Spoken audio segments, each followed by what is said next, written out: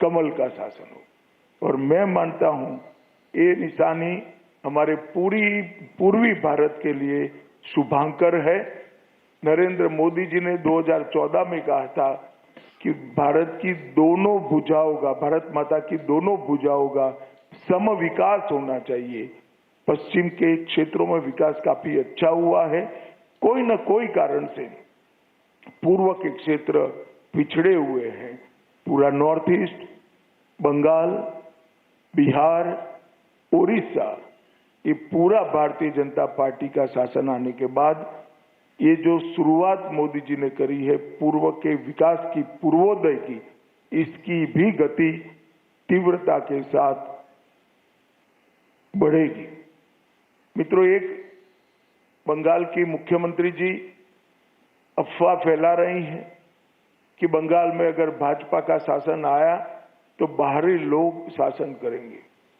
मैं दीदी को बताना चाहता हूं, दीदी बंगाल का अगला मुख्यमंत्री बंगाल में ही जन्म लेने वाला, बंगाली मीडियम में पढ़ा लिखा और बंगाली बोलने वाला होगा। इतना ही है कि आपका भतीजा नहीं होगा, वो भारतीय जनता पार्टी का कार्यकर्ता होगा। अगली सरकार बंगाल के ही भारतीय जनता पार्टी के कार्यकर्ता ने बनानी है। भाइयों बहनों, भारतीय जनता पार्टी की सरकार बंगाल में बनने के बहुत बड़े मायने, हमारी सबसे पहली प्रायोरिटी होगी कि बंगाल की महिलाओं को हम सुरक्षा प्रदान करें, उनको भय से मुक्त करें। जिस राज्य की महिला मुख्यमंत्री ये कहती हो कि 7 बजे के बाद महिलाओं को घर से निकलने की जरूरत क्या है, मैं मानता हूं उनको शासन करने का कोई अधिकार नहीं। मैं आज बंगाल की माताओं बहनों को आश्वस्त करना चाहता हूं कि 5 तारीख को भारतीय जनता पार्टी की सरकार बनने के बाद रात को 1 बजे भी छोटी सी बच्ची किशोरी स्कूटी लेकर निकलेगी, कोई गुंडा उसके सामने आंख उठाकर नहीं देख पाएगा। और ये प्रतीकात्मक रूप से हमने आरजी कर की पीड़िता की माताजी को और संदेश खाली की पीड़िता को भी हमने प्रत्याशी बनाया। जो बंगाल के टीएमसी के गुंडों की विक्टिम थी, वो असेंबली में बैठकर ये गुंडों के खिलाफ कठोर प्रशासन के नियम बनाने का काम करेगी। मुझे लगता है बहुत बड़ा परिवर्तन आने वाले दिनों में होने वाला है।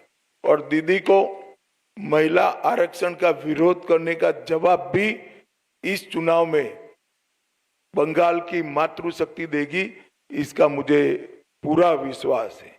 मित्रों, आज मैं बाकी सारे जो क्षेत्र बचे हैं उन लोगों को भी कहना चाहता हूं कि भारतीय जनता पार्टी की सरकार बनने के बाद व्यापारियों से कोई भतीजा टैक्स, भाईपो टैक्स नहीं लिया जाएगा।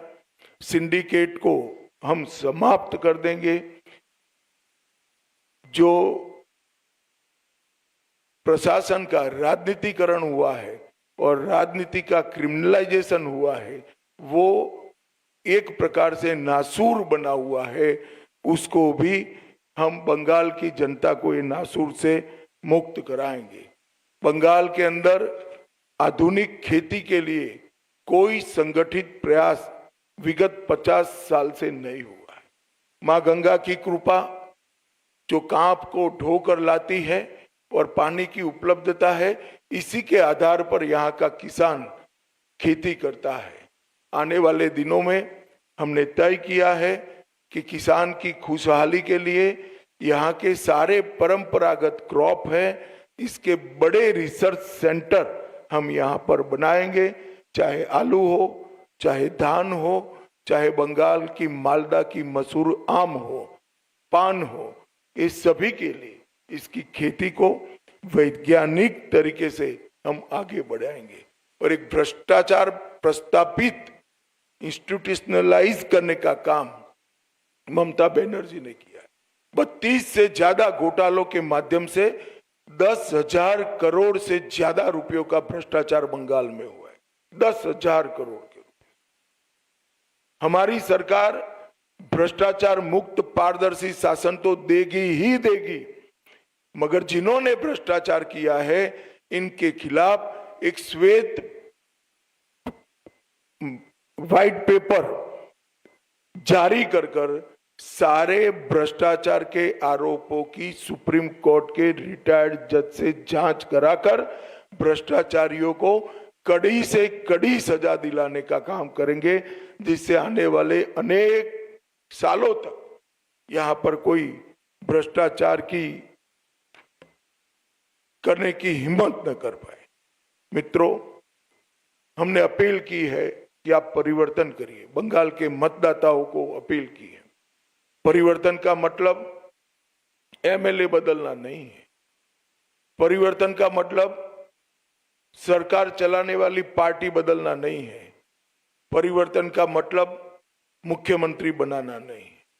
परिवर्तन का मतलब है घुसपैठ मुक्त बंगाल बनाना, घुसपैठ न हो ऐसी सीमाएं बनाना, भ्रष्टाचार से मुक्त प्रशासन देना, तुष्टीकरण की राजनीति से बंगाल को पूर्णतया मुक्त कर देना, रंगदारी और सिंडिकेट राज समाप्त करना, विकास की तेज रफ्तार, उद्योगों के लिए लाल जाजम बिछाकर उनका स्वागत और इसके माध्यम से युवाओं के लिए रोजगारी को आगे बढ़ाना, आधुनिक इंफ्रास्ट्रक्चर और इन्वेस्टमेंट दोनों के लिए short term long term policy बनाना और संसाधन जुटाकर इसको जमीन पर उतारना, कानून का राज प्रस्तापित करना, कैडर के राज से बंगाल की जनता को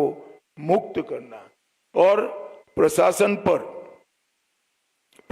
पर राजनीतिक दबाव मुक्त कर देना। मित्रों, हजारों हेक्टर भूमि अनधिकृत एंक्रोचमेंट में है। हम आसाम की तर्ज पर बंगाल में भी अनधिकृत एंक्रोचमेंट पर बहुत बड़ा ड्राइव चलाकर ये जमीन को बंगाल के विकास के लिए हम मुक्त कराने का काम करेंगे। यहाँ पर धार्मिक उत्सवों पर हमले की जो परंपरा बनी है, हम सुनिश्चित करेंगे कि सभी प्रकार के धार्मिक उत्सव, चाहे रामनवमी हो, चाहे सरस्वती पूजा हो, चाहे दुर्गा विसर्जन हो, कोई इस पर हमला न कर पाए, वो सुनिश्चित करेंगे। अंत में मैं बंगाल की जनता को इतना ही कहना चाहता हूं, देश का एक बहुत बड़ा हिस्सा नरेंद्र मोदी जी के नेतृत्व में विकसित भारत की यात्रा में जुड़ चुका है। आपका प्यार, आपका उत्साह, आपका एक प्रकार का भरोसा, ये पूरे प्रचार अभियान में नरेंद्र मोदी जी के लिए सरफेस पर आकर दिखाई पड़ा है और मैं मानता हूं कि ये भरोसा वोट में कन्वर्ट होकर विजय भारतीय जनता पार्टी की कराएगा। मैं फिर से एक बार दूसरे चरण के सभी मतदाताओं को कहना चाहता हूं, भय मुक्त होकर मतदान करिए, अपनी इच्छा से मतदान करिए और मतदान में रेगिंग न हो, इसकी बहुत अच्छी व्यवस्था चुनाव